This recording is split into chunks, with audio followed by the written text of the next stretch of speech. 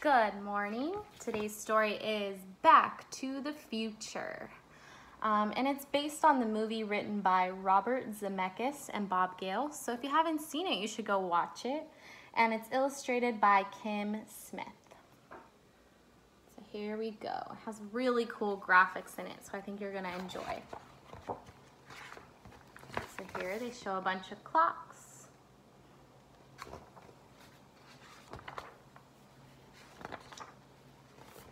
And here we go. This is Marty McFly. It is 1985, and Marty lives in a town called Hill Valley.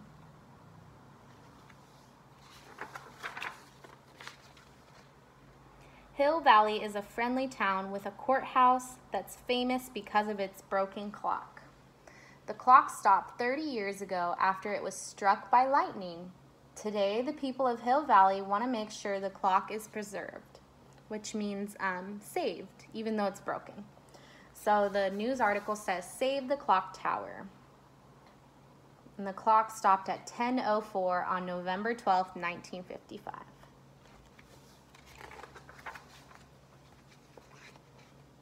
Marty's best friend is a scientist named Dr. Emmett Brown. Marty calls him Doc. Doc is always making cool inventions like an automatic dog food feeder and a giant guitar amplifier. But Marty's life at home is not so cool. Marty's parents, George and Lorraine, don't seem to love each other. His brother Dave and his sister Linda are always arguing. And George has a mean boss named Biff Tannen. Biff is a bully. He always pushes George around and makes him do extra work. Marty wishes his father would stand up to Biff, but George doesn't have the courage. One night, Doc reveals his newest invention to Marty. He's built a time machine in a car.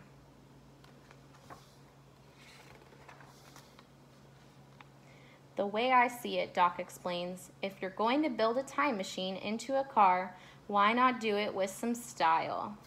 The time machine uses a special fuel called plutonium. Plutonium generates 1.21 gigawatts of electricity. Electricity powers the flux capacitor, so the speed is 88 miles per hour. Flux capacitor plus speed equals time travel. So let's see if the invention works. When Marty test drove the time machine, he accidentally time traveled to 1955, 30 years earlier. It was long before the mall had been built and before the time machine had been invented.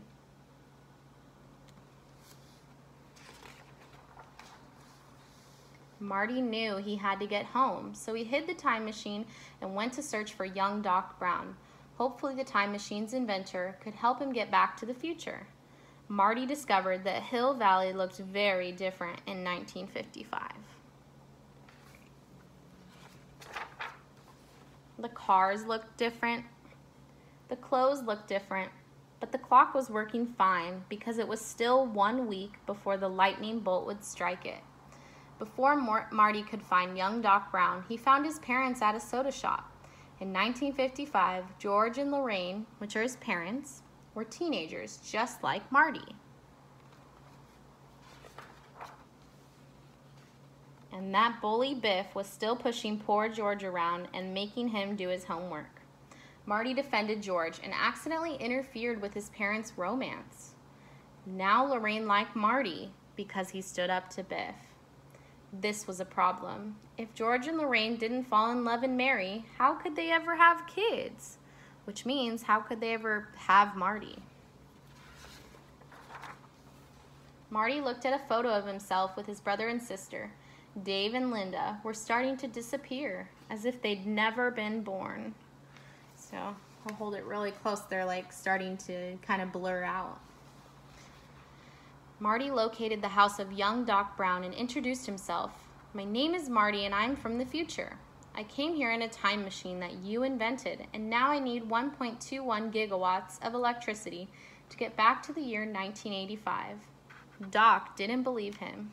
So Marty took Doc to the time machine, but Doc had bad news. There's no plutonium in 1955. and only a bolt of lightning can generate that kind of power. Unfortunately, we never know when or where lightning will strike. Marty told Doc the story of the clock tower. The lightning bolt would strike in just a few days. Doc quickly put together a plan. If we can harness the energy from the lightning, we can send you back to the future. A wire is stretched from the clock tower down to the street. Lightning strikes clock tower at exactly 10:04 p.m. 1.21 gigawatts of electricity travel down the wire. The car travels at 88 miles per hour. Hook touches wire and sends electricity into the flux capacitor. But Marty, Doc says, before you leave 1955, you have to make sure your parents fall in love. Otherwise, you and your brother and sister will never be born. Marty spent the next few days trying to make his parents fall in love. Marty begged George to invite Lorraine to the school dance. Though George liked Lorraine, he was too shy to ask her. Marty checked the photo again and saw that he was starting to fade away too. He had to do something. Marty remembered that his father liked science fiction, so that night Marty sneaked into George's bedroom dressed like an alien. "I am Darth Vader from planet Vulcan," Marty said. "If you don't invite Lorraine to the school dance, I will melt your brain." That's not real. The trick worked. George found the courage to speak to Lorraine. But Marty knew he'd also have to teach George to find the courage to stand up for himself. Things worked out perfectly. George liked Lorraine so much that he stood up for her to protect her from Biff. And there they're at the school dance. And that night, George and Lorraine danced, kissed, and fell in love. Marty's plan worked. And just in time, too, because that very night, lightning was going to strike the clock tower.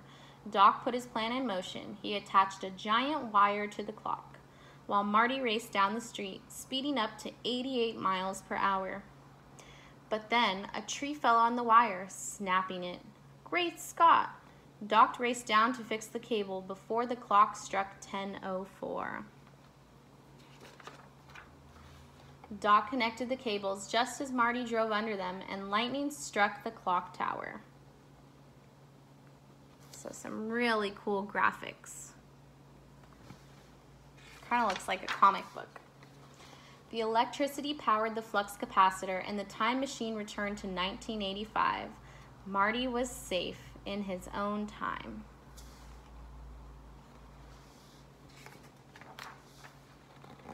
Now, because George had learned to stand up for himself, things at home were very different. George and Lorraine loved each other. His brother Dave and his sister Linda didn't argue anymore. And Biff never bullied George again. In fact, now Biff worked for George. "I'm almost finished waxing your car, Mr. McFly." George even published a science fiction novel. It was based on a dream he had when he was just a teenager. At least, George thought it was a dream. From that day on, Marty and Doc had many more exciting adventures in the past, present, and future. And that's the end. So I want you to comment below if you could go back to the past or go to the future. You know, what year would you go to?